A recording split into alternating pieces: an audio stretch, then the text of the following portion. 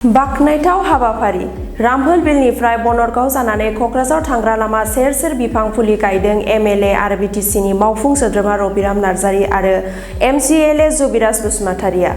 नंगौ, बिफां गायनाया जोबोद गोनां मानोना बियो बुहुमनि जिउखौ रैखा खालामो। बिफांफोरा मिथिंगानि हां लानाय बिबान बादि खामानि मावनानै कार्बन डाइ अक्साइडखौ सेबखाङो आरो अक्सिजेन हगारो। बिसोर गुबुन गुबुन बिथिङावबो हेफाजाब खालामो, जेरै बारहावा सोलायनायखौ होबथानाय, दैखौ रैखा खालामनाय बायदि बायदि हाबा मावो बिफांफोरा। बिनिखायनो बिफां गायनाया जोबोद गोनांथार। बेबादिनो रामफलबिलनिफ्राय बनरगाव जानानै कक्राझार थांग्रा लामा सेर सेर बिफां फुलि गायदों एमएलए आरो बिटिसिनि मावफुं सोद्रोमा रबिराम नार्जारी आरो एमसिएलए जुबिराज बसुमतारिया। दिनै कक्राझार टु रामफलबिल थांनाय लामायाव गाजा गोमजायै बिफां गायनाय हाबाफारि लानाय जायो। बेजोंनो लोब्बा लाखिनानै एमएलए रबिराम नार्जारीया आलासि महरै नुजाफैनानै बेसेन गोसा बिफां फुलिखौ गायनाय जायो। लोगोसे 9 नं बनरगाव बियाबनि एमसिएलए जुबिराज बसुमतारियाबो बाहागो लानानै बिफां गायनाय जायो। बेजोंनो लोब्बा लाखिनानै एमएलए रबिराम नार्जारीया खौरां बिजोंनि गेजेरजों जोबोर बेसेन गोसा बाथ्रा फोरमायो।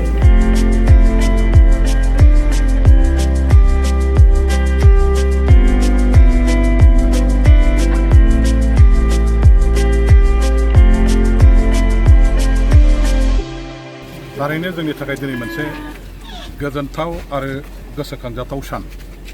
मानो होनोबा जोंनि 9 नं बनरगाव बिटिसि समस्तिनि एमसिएलए बिथां जुबिराज बसुमतारिया जोंनि बनरगाव ब्लकनि नैबे सिङाव थानाय अन्थाइबिल प्राइमारिनि नैबेहायनो जोङो दिनै जोंनिनो ब्लक कमिटिनि बिसिडिसिनि गासैबो दैदेनगिरि मावथि लोगोफोरखौ लेंहरजोबनानै मोनसे रायजो राजुहुआ खौसेयैनो जोंनि कक्राझारनिफ्राय रामफलबिलसिम थांनाय आसाम माला जे मोनसे पिडब्लिउडि रड दं, बे रडनि फारनैबो माने लामा सेर सेर जोङो बायदिसिना रोखोमनि बिफां गायनायनि हाबाफारि लादों आरो बे मोनसे बिराद मोजां बाख्नायथाव हाबाफारि। आरो बेबायदि हाबाफारिखौ जोङो खालि नैबे बनरगावनि गेजेरजों थांनाय कक्राझार रामफलबिल रड, बे रड साइडआवल' लानांगौ बे नङा। सारा बिटिसि ओनसोलनि जेसेबां पिडब्लिउडि लामाफोर दं, गामिफोरनि लामाफोर दं, लोगोसे जेराव जेराव जोंहा स्कुल दं, कलेज दं, क्लाब लाइब्रेरिफोर दं, मन्दिरफोर दं, रायजोफोरनि अनुष्ठानफोर दं, बेफ्रावबो जोङो सेर सेर बिफां लाइफां गायनायनि हाबाफारिखौ लानांगौ। जोंनि लांदाङै उदाङै थानाय जायफोर गामि ओनसोलफ्राव दिनै गुवार गुवार हाफोर दं, बेफोर जायगाफ्रावबो जोङो बिटिसि सरकारनि जे फरेस्ट डिपार्टमेन्टनि सिङाव ससियेल फरेस्ट्रि होननाय मोनसे बिफान दं, बे बिफाननि दारैहाय बिथांमोनजों लोगो जानानै जोङो गोबां जायगायाव बेबायदि दिनै जेरैबायदि बिफां गायनायनि हाबाफारि लादों, बे हाबाफारिखौ लानांगौ। दिनै नोंथांमोना मिथिगौ जे जोङो बारहावा एबा बोथोरखौ जोंनि बिफां लाइफां बा हाग्रा बंग्रा गैयैनि थाखाय दिनै जेबायदि मोनसे गरन्थ गैयै, एखे मालाबा गुदुं मालाबा गुसु, मालाबा बोसोराव अखा हानाय मालाबा बोसोराव अखा हायै, बेबायदि माखासे गिथाव बाथाव बोथोरनि थासारिखौ जों नुदों। बारहावायाव दिनै जिब जन्थुआ थांनानै थानांगौनि थाखाय जोङो जाय गेसखौ एखेबारे दरकार, अक्सिजेन गेस जायखौ जों बुङो, जे गेसखौ जोङो मात्र बिफां लाइफांनिफ्रायल' मोननो हायो, दस्रानिफ्राय जों मोननो हाया।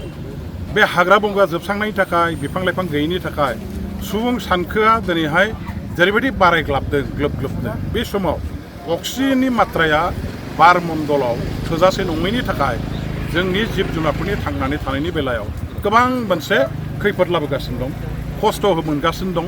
बायदिसिना रोखोमनि बेमार आजार रग बियादि बेफोर दिनैहाय जोंनि मानसिफोरनि गेजेराव जों नुफ्लायबाय थादों। आरो बे गासैबो दिनैहाय बोथोरनि गिलु बालु माखासे माने जोंनि बे बुहुमाव सुबुंनि थाखाय खाबजाथाव रोखोम नङै बेबायदि बोथोर सोलायनायनि थाखाय जों जानायखौ नुदों।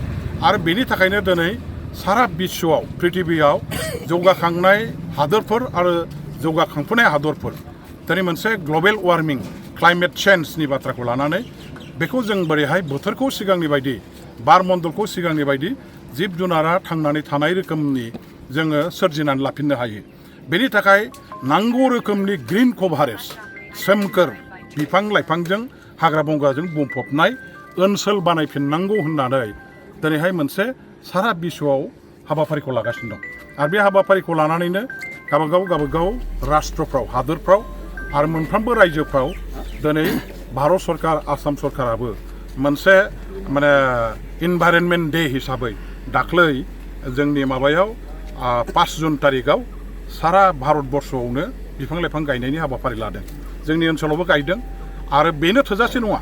बोसोराव खनसे बे माने इन्टारनेशनेल इनभाइरनमेन्ट डेखौ फालिनानैनो जोङो बिफां लाइफां हाग्रा बंग्राखौ गायनानै सोरजिनो हानाय नङा। जोंनि बिफां लाइफां गायनाय बा हाग्रा बंग्रा बा ग्रिन एरिया ग्रिन कभारेज सोमखोर ओनसोलखौ जोङो जुदि गायसनफिननांगौब्ला जोंनि बिफां लाइफां गायनायनि हाबाफारिया थाबथानाय गैयै सामफ्रामबो अरायबो जाबाय थानांगोन। राउन्ड द इयार सारा बोसोर जोंनि बिफां लाइफां गायनाया जानांगोन।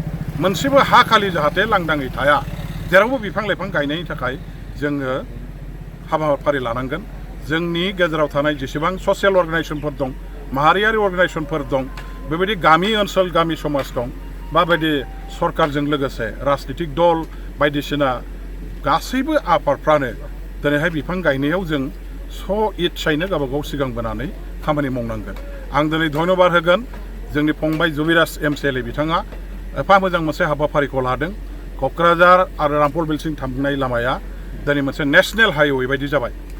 आसाममाला रड जानानै बेजों दिनैहाय जोङो डाबल वे लामा जों मोननो हादों आरो बेजोंनो दिनैहाय बारस'नानै क'क्राझार जोंनि केपिटेल DC अफिसाव जोङो गसाइगाव साब डिभिजन क'क्राझार साब डिभिजननि मानसिफ्रा थांलाय फैलाय खालामनो मोजां मोनसे हान्था मेलानि राहाखौ मोननो हादों।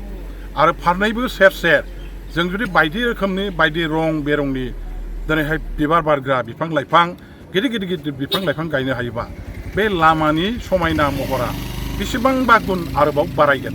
मानसिफ्रा बे लामाजों फैनानै बिराद गोसोआव मोनसे गोजोननाय, मोनसे सान्थि आरो गोसोनि रंजानायखौ मोननो हागोन।